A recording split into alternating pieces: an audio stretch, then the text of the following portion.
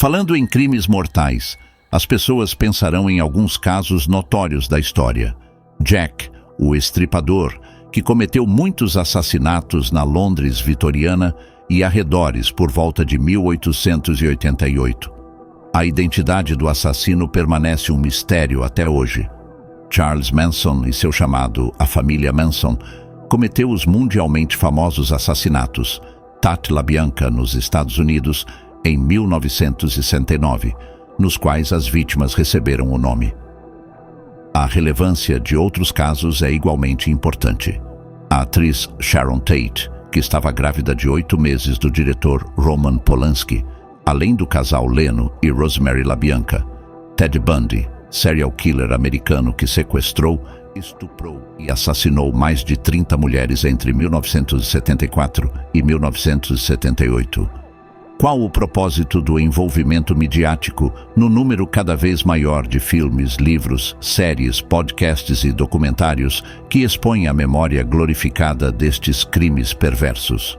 Para obter a resposta, podemos tomar emprestado o caminho dos criminologistas que estudam casos de crimes mortais. A criminologia é uma ciência empírica, ou seja, os seus métodos baseiam-se na observação e na experiência, e o seu estudo visa geralmente compreender as causas de crimes específicos, as motivações dos perpetradores, suas personalidades, as vítimas e seus comportamentos. Em relação ao ocorrido, podendo assim analisar formas de ressocialização dessas pessoas na comunidade de crimes mortais. A criminologia é uma ciência empírica, ou seja, os seus métodos baseiam-se na observação e na experiência, e o seu estudo visa geralmente compreender as causas de crimes específicos, as motivações dos perpetradores, suas personalidades, as vítimas e seus comportamentos. Em relação ao ocorrido, podendo assim analisar formas de ressocialização dessas pessoas na comunidade. Porém, no caso de filmes como Ted Bundy, A Irresistível Face do Mal, de 2019, ao contrário do que fizeram aqueles que pesquisaram e realmente se aprofundaram no assunto, a mídia desencadeou sobre as massas uma turbulência que emana de um certo para um em certa medida, exige a formação da opinião pública. Nesta abordagem específica, assim como em diversas outras, especialmente quando se trata de serial killers, os casos encerrados há algum tempo ganham nova vida ao, por exemplo, descrever o agressor como um bom pai de família, criando assim um sentido de urgência para o consumo atual. Para quem utiliza estes materiais, a sua imagem tem uma dualidade. Pelo que vemos no filme, se Ted Bundy foi companheiro e protetor de sua esposa, como podemos acreditar que ele realmente cometeria tantas atrocidades? A mídia tem a capacidade de mistificar um criminoso a ponto de ele ser o oposto de uma pessoa normal.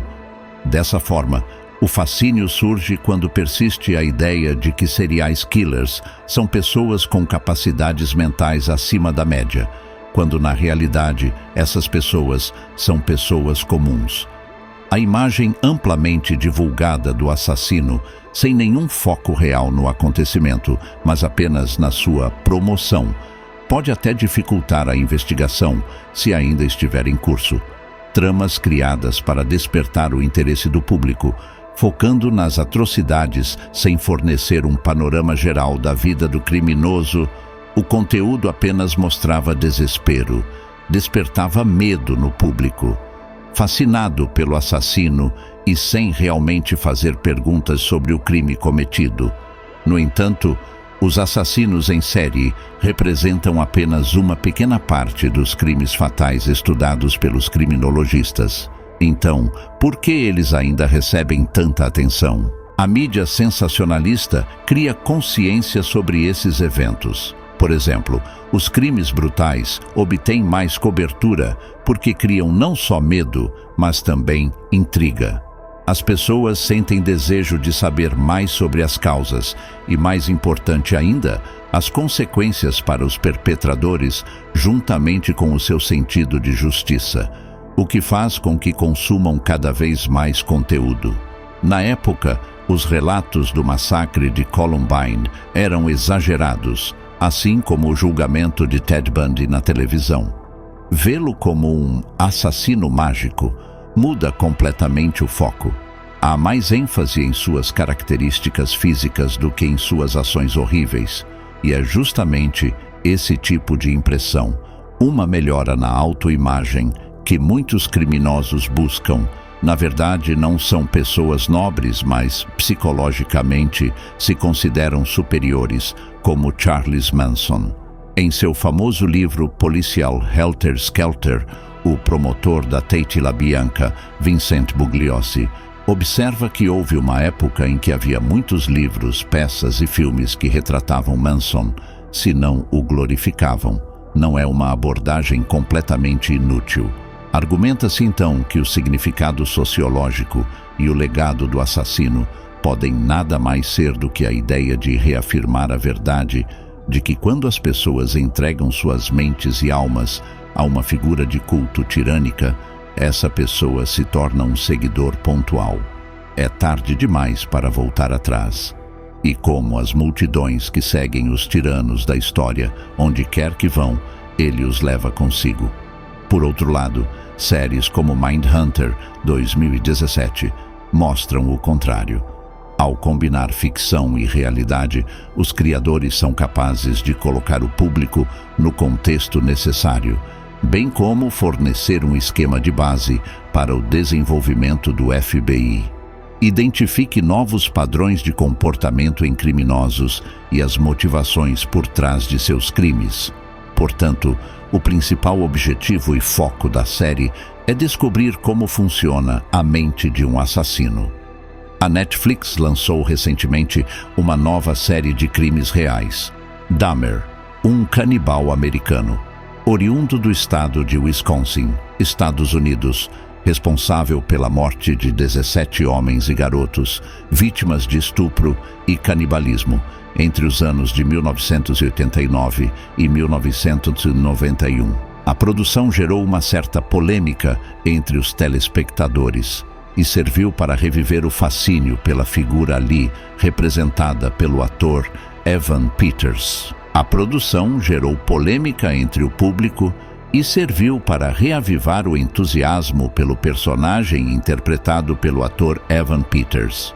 A série Netflix, ao contrário de muitas outras séries, decidiu focar mais nas vítimas e no sistema judiciário do que nos próprios assassinos, o que nos ajuda a entender que eles são humanos em algum nível, além de Dahmer. Mas vale ressaltar como o próprio Jeffrey é humanizado, o que é uma virtude se você acha que nos ajuda a entender como esse criminoso muitas vezes consegue convencer as pessoas. Além disso, deve-se notar que em filmes baseados em acontecimentos reais, as famílias das vítimas são diretamente transportadas de volta à época em que ocorreu a violência. Rita Isbell, irmã de Errol Lindsey, uma das vítimas do assassino no caso de absolvição de Dahmer, ficou muito incomodada com seus anos de terrorismo representados na série. Essa representação pode levar ao mito do serial killer. Quando uma pessoa é retratada como um personagem interessante e envolvente, é mais fácil para as pessoas se identificarem e terem empatia por essa pessoa. Alguns fãs de serial killers até criam comunidades online onde discutem e compartilham informações sobre seus crimes. Estas comunidades criam um sentimento de camaradagem entre os fãs, o que pode levar a uma maior tolerância à violência e ao crime. Os mitos sobre serial killers podem ter um impacto negativo. Pode levar a uma diminuição do medo e do respeito pelos crimes que eles cometem. Também pode levar a uma maior tolerância à violência e ao crime. O mito do serial killer é um sério problema social.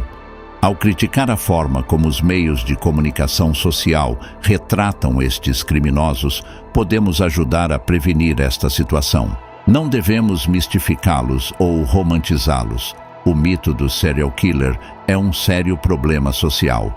Ao criticar a forma como os meios de comunicação social retratam estes criminosos, podemos ajudar a prevenir esta situação.